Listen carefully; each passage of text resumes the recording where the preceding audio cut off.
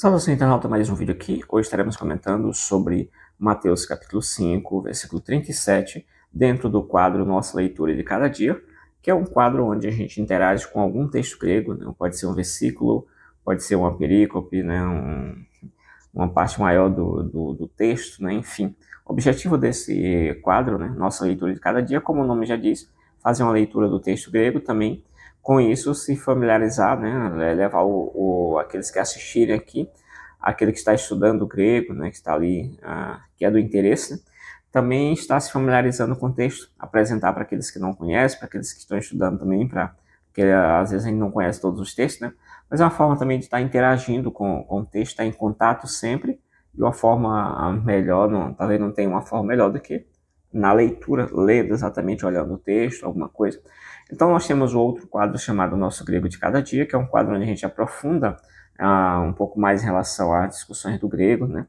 Esse quadro não é de aprofundamento, ele é mais de leitura, de observação, alguma questão, identificar palavras que já comentamos em outros vídeos, né? Usar essas palavras aí para de alguma forma avançar no conhecimento, né, em relação à língua grega.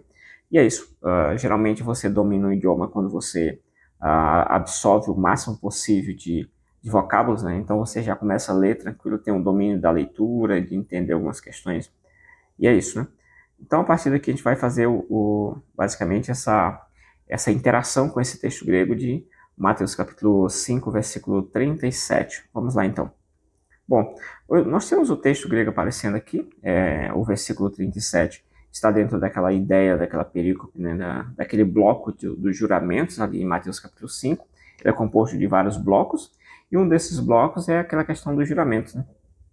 Disse que no julgamento, o sujeito que jura, ele evoca uma divindade ali para exatamente fazer para corroborar, né, com aquilo que está sendo dito, até uma forma de dizer assim, isso aí será cumprido com certeza, porque você tem um envolvimento de uma divindade aqui, a qual pode, de alguma forma, punir a pessoa que usou o nome ali daquela divindade e não cumpriu o voto, né, não cumpriu ali o juramento. Então tem toda essa questão também dentro dessa parte mais cultural.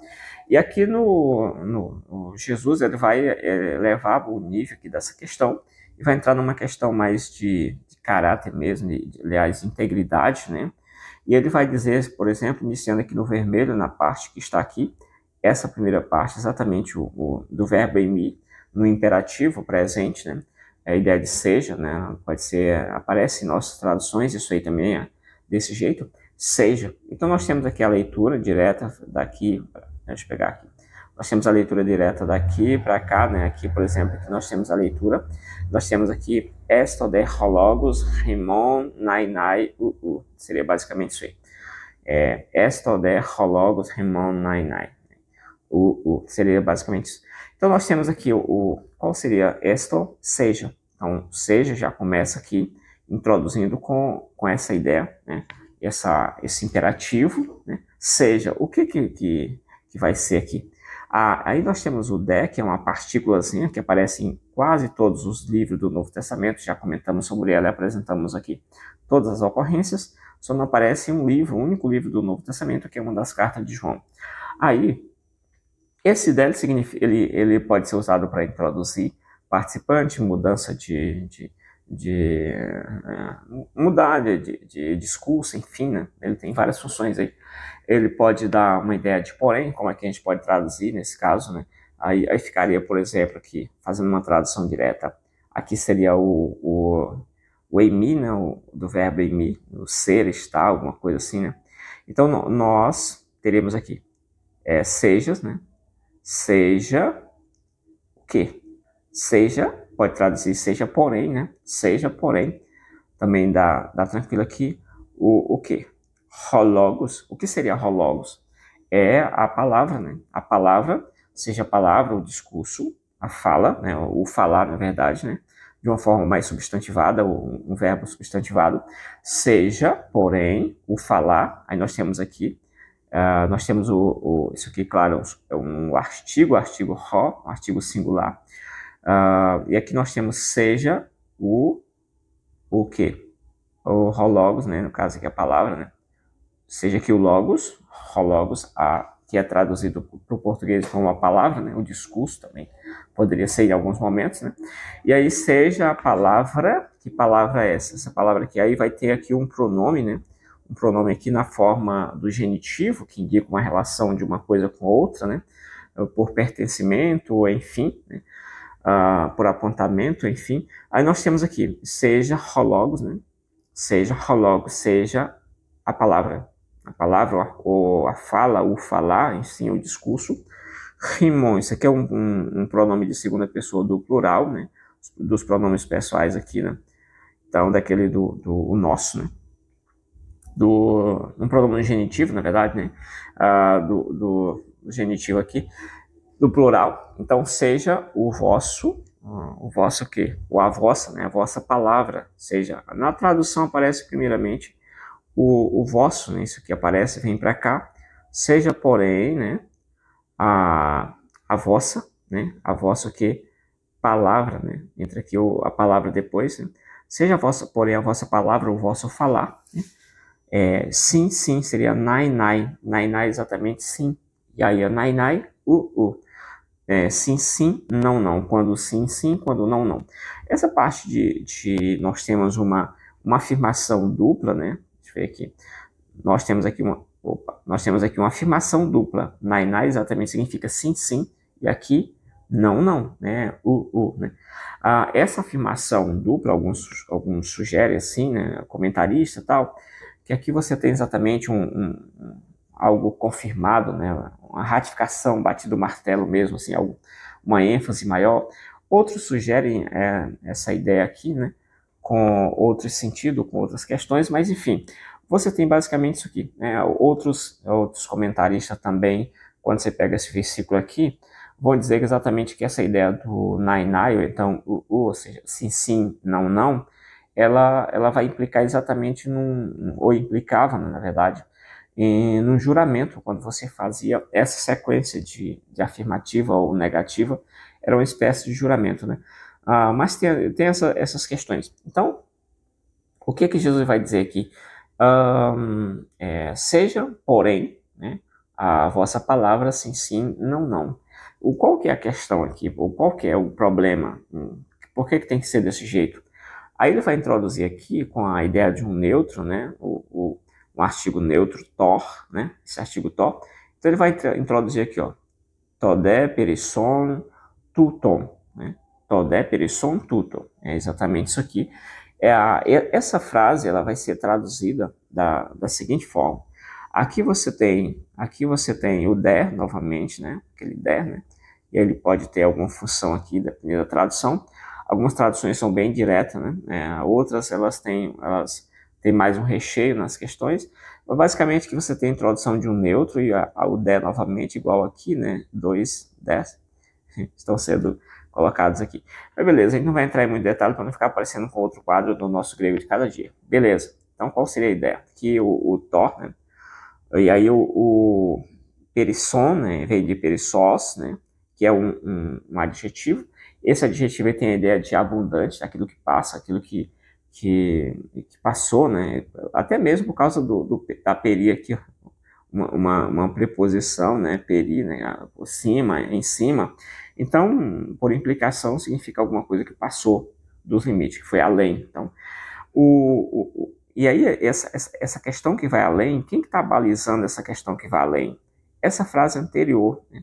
Essa frase anterior aqui, ó, do nai, né? Né? Exatamente sim, sim, não, não. A vossa palavra tem que ser sim, sim, não, não. Esse é o parâmetro. Então, tudo aquilo que não estiver de acordo com o parâmetro está sendo colocado por esse adjetivo aqui. É aquilo que está fora do padrão, né? Aquilo que passou. O que passa, aí, ó, tudo disso, né? Aqui você tem exatamente um pronome demonstrativo, um pronome aqui, ó, um pronome dêutico, né? Um pronome que está fazendo apontamento, né? No caso, para trás aqui. Ele está dizendo disso. O que é isso? O que passa disso? O que seria disso ou isso, né? O que passa disso, na verdade? O que passa disso que eu acabei de dizer aqui, né? Aqui, ó. E a vossa palavra tem que ser sim, sim, não, não. O que passa disso, então ele faz uma retomada, ele retoma, ele sinaliza para a frase anterior, e aí ele vai dizer o que passa disso, juntamente trabalhando aí com esse adjetivo aqui, né? Os dois, né?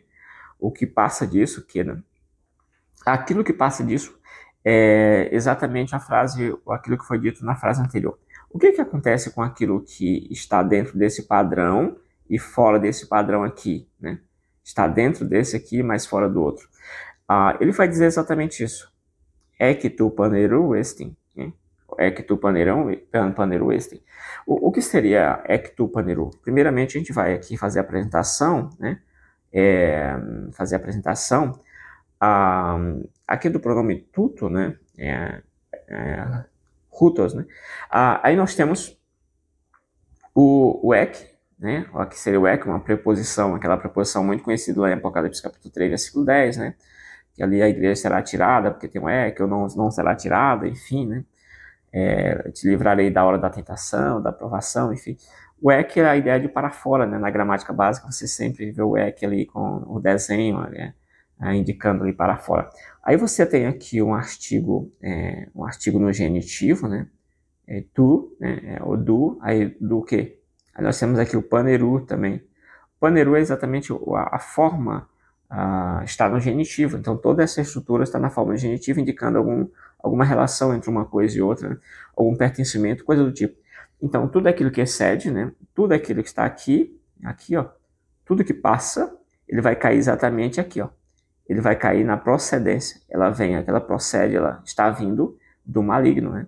Ela vem do maligno aqui, ó. Exatamente. Então, basicamente é isso, né? A gente vê exatamente as palavras trabalhando aí no grego, né?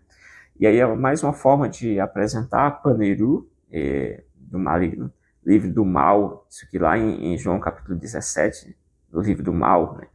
Também você vê em outros textos também, e aí nós temos aqui o texto de Mateus capítulo 5, que tudo que passa disso aqui exatamente tem procedência no maligno ou procede do mal, né? Alguns autores defendem as duas traduções, assim, para não aprofundar aqui, só para saber que você tem essas duas possibilidades de traduzir isso aqui como sendo do maligno e também traduzir isso aqui como sendo do mal, né?